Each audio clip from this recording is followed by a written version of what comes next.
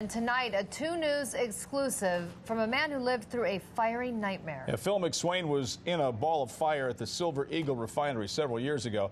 Brian Mullahy live in Woods Cross tonight with more on the story. Brian, his experience and really what he's doing now after all of this is a remarkable story. Oh, no doubt, Mark and Shauna. It was a cold January night that turned red hot at part of the Silver Eagle Refinery 3 years ago. Phil McSwain was burned. He's had a dozen surgeries, and he now aims to ensure that people behind the refinery walls back there go home the same or better than when they arrive for work.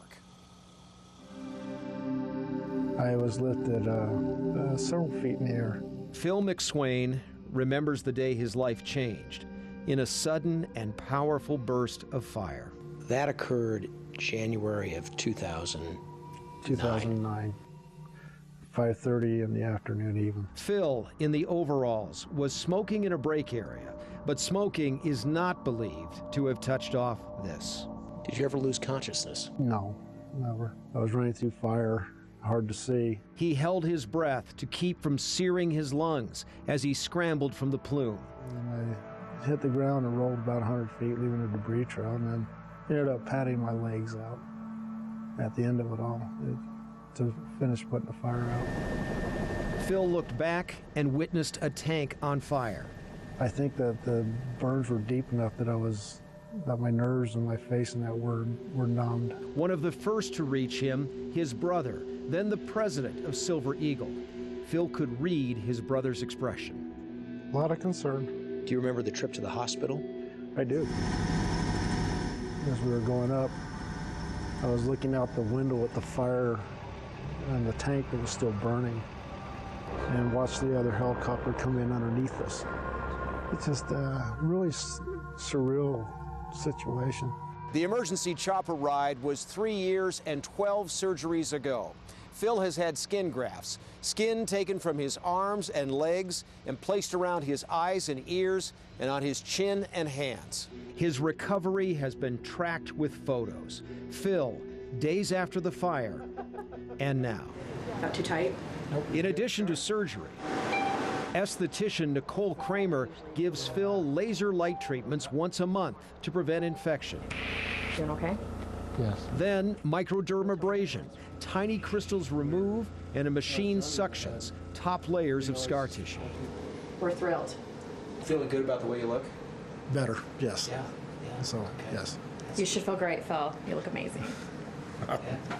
Yeah, we'll keep that in there.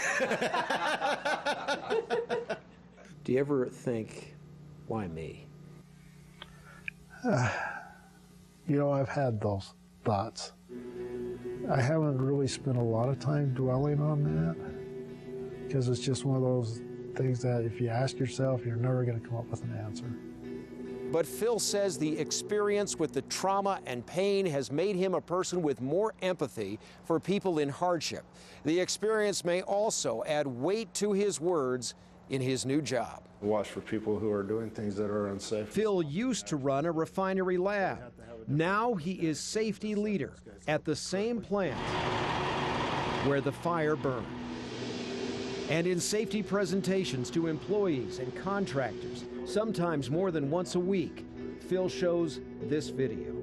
I usually have someone else around when I go through it, so the guys they watch my emotion. They see me struggling, they'll take over. I never want to see another person go through what I've gone through. If I can do something to avoid it, stop it, that would be my goal. Fire burned his face and his hands. But here, striving to keep people well at this refinery, Phil McSwain has extended his reach. I think I get through. More so than you would had you not been through this. I think that it adds a lot of weight and credence to what I'm saying. Investigators a couple of years ago found safety violations at the plant, imposed hefty fines. The company has contested at least some of the findings. The state now says its safety concerns are, quote, abated. A neighborhood activist says that her community is now safe and that Phil and the company have made important positive safety strides.